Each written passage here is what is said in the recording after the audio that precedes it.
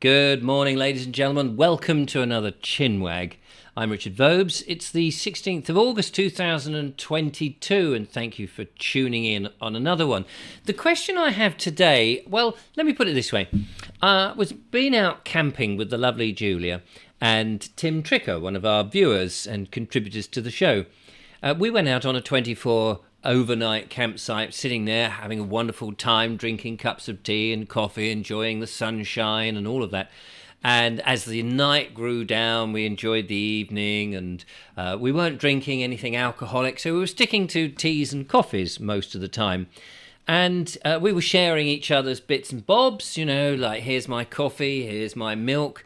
But I was kept refusing to have Tim's milk because he had the green top milk, in other words, semi-skimmed. And I've never really got into semi-skimmed, never really understood the idea of drinking semi-skimmed milk, which basically it seems to me that it's got all the fat and most of the goodness of the milk taken out. It's pretty much just a watery substance. And then, of course, you get totally skimmed where there's even less vitamins and goodness, nutrients or whatever that comes from milk, cow's milk. Now, I was asked why, and I thought, well, the cow's milk, as far as I'm aware, has got all the goodness, and it's not as fat, or rather, it's not as fattening as people make out. I remember listening to a podcast, either by a farmer or some scientist many years ago, and he was actually laughing at the fact that people had fallen for the myth that full fat milk would actually make you fat. Basically, also when you consider actually how much milk people drink. It's only a small amount of fat anyway, but it's the fact that most of the goodness has been removed. And I think a lot of people think because it's called semi-skimmed, it's had 2/3, I believe, of the fatness taken out of the milk, that is actually going to be any benefit for you. And like so many of these things, if you remember, everyone was told to get off a lot of dairy products because of the saturated fats. And then people were using other sorts of fats. I don't know whether it's polyunsaturated in things like margarine that was supposed to be far, far more healthy for you. And then, of course, there was a complete about turn, and we discovered things like margarines and all of that was actually far worse, or indeed less good than proper dairy products. And the other thing is, of course, these dairy products, the normal cow's milk we've been eating since we've been managing to get hold of cows and grow cows and milk them and eating their stuff. Cow's milk apparently contains a lot of very good, nutritious things, such as your vitamins and your various minerals and things that you actually need in the body. And as soon as you start skimming out that fat, you're actually taking away the goodness. I was reading online just before I came here an interview with Michael Mosley, Dr. Michael Mosley, who is a British doctor and scientist, Dr. Michael Mosley. And he says in his piece here that is skimmed milk a healthy choice? And he says, no, not entirely. If you're thinking of switching to skinny versions, be warned, skinny versions of milk, they could make you fatter. He claims that having the skimmed version of milk will make you fatter. After weighing up the evidence, he says, I recently switched to full-fat variety again, and after reading this, he says you may want to do the same. One of the reasons is it contains saturated fats, and these were supposed to be bad, but it turns out that the fats you find in full-fat milk may actually be protective. And he talks of various studies in which people have now looked at people who have switched to the semi-skimmed and actually have been worse off. So I'm curious. I'm curious because it does seem to be a big industry fad.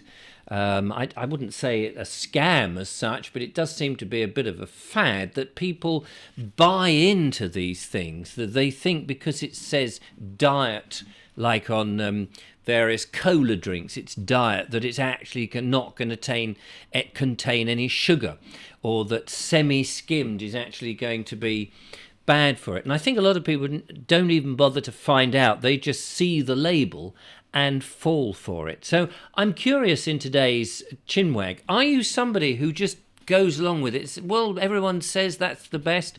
Are you somebody who has green top, or are you even worse? Do you take the red top, which is the fully skimmed, where basically all the goodness of the milk has been taken out? If you're on a diet, Mr. Mosley, Dr. Mosley there says that actually it's the full fat stuff you want, because it's going to make you, I presume, feel more full up and have better things for you, because it's got the saturated fats which the body needs, and not all the other stuff which the body needs, or not to have anything at all, in the belief that you're getting a better deal. But what do you think? I'm no expert. I'm just sharing what I understand. Let me know. It says here, surely full fat milk makes you fat. It's been assumed that because semi-skimmed milk has less than 2/3 of the calories of full fat, and so it must therefore be less fattening. But this ignores the fact that when you drink full fat milk, it reduces your appetite much more effectively than drinking semi-skimmed milk, so you're less likely to snack. And that's the thing, isn't it? And of course, I was watching Tim, and he was offering us lots of lovely sugary biscuits and bits and bobs, and I thought, well, maybe if you had some full fat milk, you wouldn't need all these other bits, and you've actually got the goodness inside. But I'm not casting any aspersions. If you're watching, they were all lovely biscuits. I did have a few, but I tried not to have any of the lovely, delicious Battenberg cake that was on offer. One does have to try and keep one's figure, you know. Anyway, I'd love to know what you think. Do you fall for these fads? Do you know if there are fads? Do you do your research? Do you do your research? Do you sort of, go to the nth degree? How worried are you about these products? Let's find out in the comments. And talking about the comments, let's see what the comments were from yesterday's show. Apologies, this is a little bit of a short show. Just come back, as I say, from the camping expedition. We're all a bit worn out. Late nights, good gabbling, chatting, and enjoying ourselves, getting up early, flying the drone, then getting drenched from the rain. As the rain came down unexpectedly, or, well, it was expected, but rather more rapidly than we thought. So yesterday, how sentimental are you? Let's find out how some of our wonderful viewers are about things. Are you somebody who keeps something for that sentimental value? And Kerry Baldwin says, during the first lockdown, my then 5-year-old nephew used his mum's sewing machine for the first time. He made a cushion 10 inches by 3 inches. Totally useless, but he gave it to me. I treasure it, she says. I also have the first cards that he and his brother gave us that they made and wrote in. I'm quite sentimental. A friend made us each Christmas decorations, sewn, crocheted even, and they came with the card, and I keep them all. I mean, sometimes I think in gifts and things like that, that's, yes. But if you've got copious amounts of them, if they made 200 of these cushions, would you keep them all? How sentimental are you, I ask? And Bill Tong just says panic buying or prepping. I don't know. I think you're talking about the panic buying episode. And yes, but you don't answer it. You just answer a question. So are you panic buying, or are you preparing for a long stay? And have you ever found, I mean, when you buy all this, you panic to buy all this pasta or this toilet roll, do you find that the shops have really run out of these things long term? I don't think they do. Rob Haag says, hi Richard, I made a ridiculous renewal from the RAC a few months ago. They wanted £150 in spite of the fact that in 4 years I've never had to call them out. So I cancelled, and I got a much better deal at a fraction of the price. A few weeks later, I took a call from the RAC, and when I explained that I had the same cover from another company for a fraction of what the RAC wanted. The representative said, well, they could have matched the offer if I'd called and told them.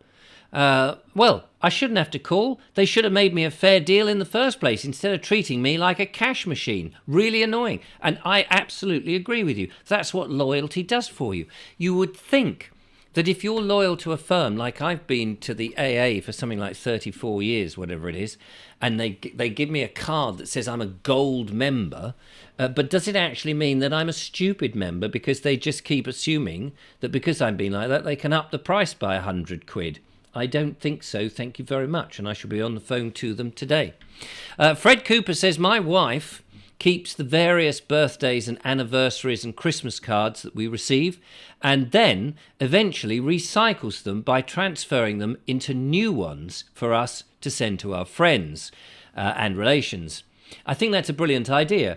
I think also it sort of makes you feel that the card has been not only recycled, but there's been thought in making the card, because, you know, just buying a card off the shelf can sometimes be the last minute thing, and you go, oh, that's only £1, that one's £2.50, I'll just go for the £1 and write something in it. And some people don't bother to write very much. You get a card and it just says to so-and-so, love from such and such, and the sent. I always write some extra message in the cards that I send so that at least there's a personal touch. Unless, of course, it's just to a young child who can't read, of course. And then I write copious amounts of nonsense, which their parents try to read and can't. Ingram Cars says there are a number of items that I cannot part with, which are due to particular memories they hold. A pair of boots that hold sentimental value, for example. I used to keep everything, but I found that there was clutter and stuff everywhere. Well, this is the problem, isn't it? Over time, you keep all these things for sentimental value, and soon you do get it everywhere. And one of the things that I found is that I was thinking, yes, because I make films and videos, and sometimes you think that'll make a good prop, I better hang on to it. What will I do with it? And eventually you just think, oh no, I've just got to sling it because I haven't used it. I've got cupboards in which I have shunted stuff in when my son moved out, which was over 18 months ago, and I have not been in there. And I know there's bits of clothes, there's some, not bits of clothes, there's total, a whole item of clothes and various things. And I think, well, if I haven't been in there in 18 months, chances are, don't need it. So I should just take them down to the charity shop and get shot of them. Mark Burgess curiously asks, another of his cryptic things, he says, is there a shortage of salt now? I don't know. Is there? And then he goes on and says, depends, how sentimental are you? Depends on the item, but yes, do keep things with sentimental value. Fair enough. The Vintage News says, I gave my grand's old clock. I have my grand's old clock, paid 300 squid for service. It worked for 2 weeks. It is still there, and I love the chimes. You're saying it only worked for 2 weeks, even though you'd had it serviced, which seems a bit of a same thing. And Sherry Allen says, great topic, Richard. Yes, I am too sentimental. I keep everything. I have kept all my children's school papers, drawing cards and letters. My attic is full of all these things and more. I cannot bear to get rid of them. In addition to these things, as relatives die or move somehow, my husband and I end up with their cast-offs. I had to sort of, when my father died and then my mother, and they were separated, so 2 different properties, 2 different lots of stuff. They had a lot of clutter, and you look at the stuff and you think, what am I going to do with this? He's had it all his life, or during his life. She's had it during her life. I've never been of need of any of those things. There may be cutlery and plates and saucers and bits and bobs that, some things that might be useful, but most of it, I'm sorry to say, most of it ended up in a skip or in house clearance, because I just couldn't have it. My sister didn't want it. And the sad thing is that I know that all the stuff that I keep here, my books and various bits and bobs and all the stuff, if I go tomorrow, my kids will clear it all out, and anything that can be sold will probably be sold, and the rest either go to charity if it can go to charity, or it'll be down the tip. And that's the sad thing. But it does seem that people are very hard. They seem to find it hard to let go. Interesting stuff. Thanks for that. Very much appreciate that. So, going back to the subject of the day and the comments that I'm interested in reading for the next show, are you somebody who has semi-skimmed, totally skimmed, or do you stick to full-fat milk and other things? Do you fall for the dietary foods? And are these foods actually any better for you? What do you think? Be interested in your comments. Thank you so much for persevering with me today. Bit knackered, so apologies if I've slipped up a little bit. But until the next one, I will see you then. Bye-bye.